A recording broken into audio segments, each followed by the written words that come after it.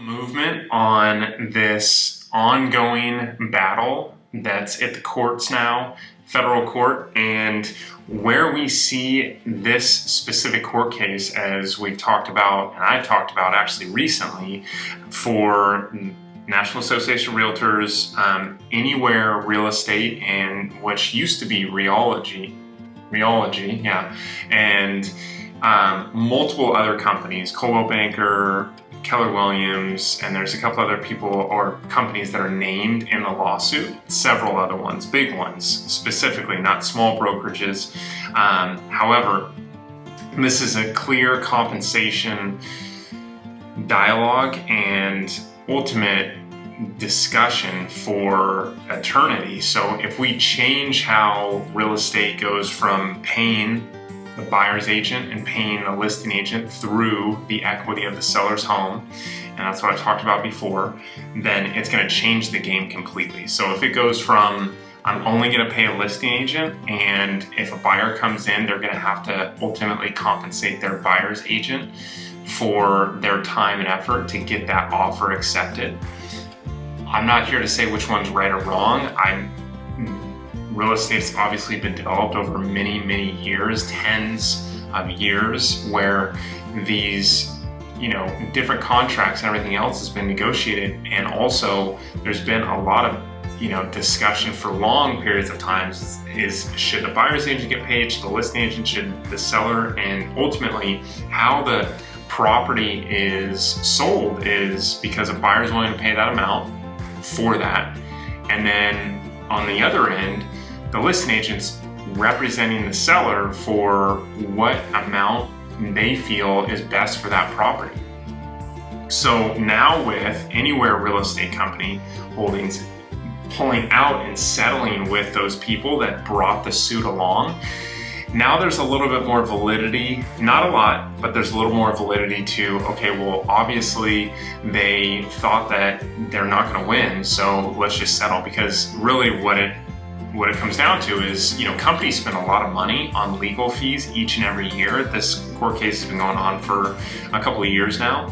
So, and we're just getting into really the depths of it come October, where it goes to court in front of a judge, and that judge is going to make that full decision with, that court proceeding. So through that, we're going to have either a huge change in real estate, or we're going to have a minor change in real estate, because it's just, giving the conversation.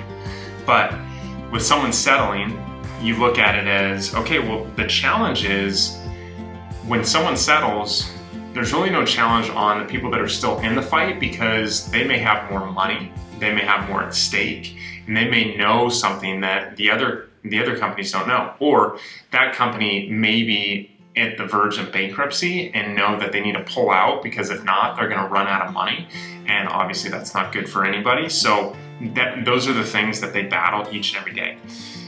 When you're running that company, when you have a huge lawsuit against you, that's sometimes, specific law firms or people will go after businesses that are mid-size or small businesses, small cap businesses that they know they can kind of take out or get a big chunk of money from.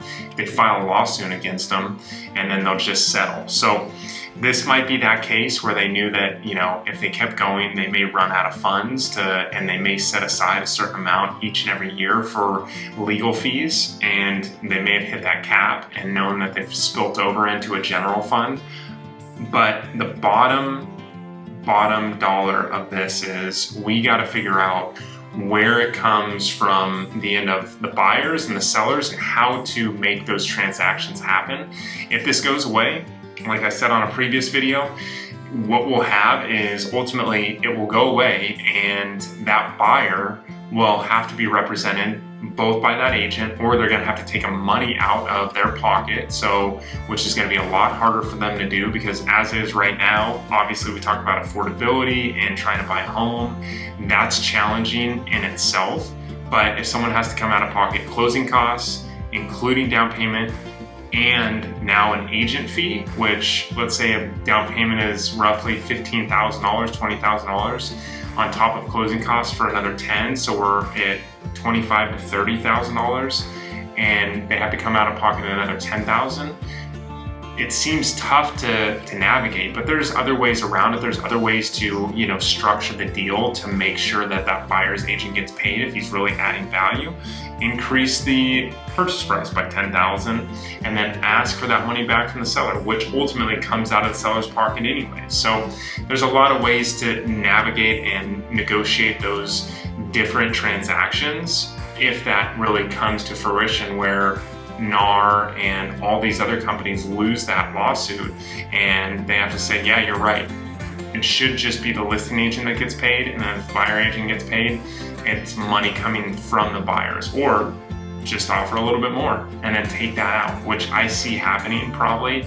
It's just molding into where the buyer's agent will say, I'll rep you, but we're gonna have to increase the price by 10K. And then I get a net proceed from it.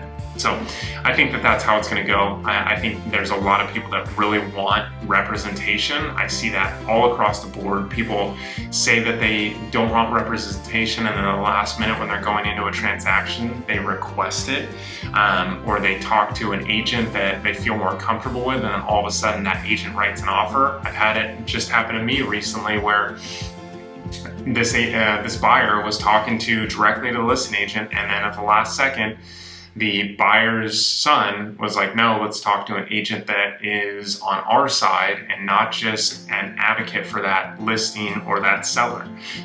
Those are the things that people are going to have discussions on and dialogues on, and it's really going to change the format for the contracts and then change the format for structuring deal flow too. So if you guys can, I know you guys watch these videos that come out, especially the shorts and everything else, leave a comment and let me know what you guys think. If you guys want me to talk about any other topics or get any other guests on my podcast, let me know.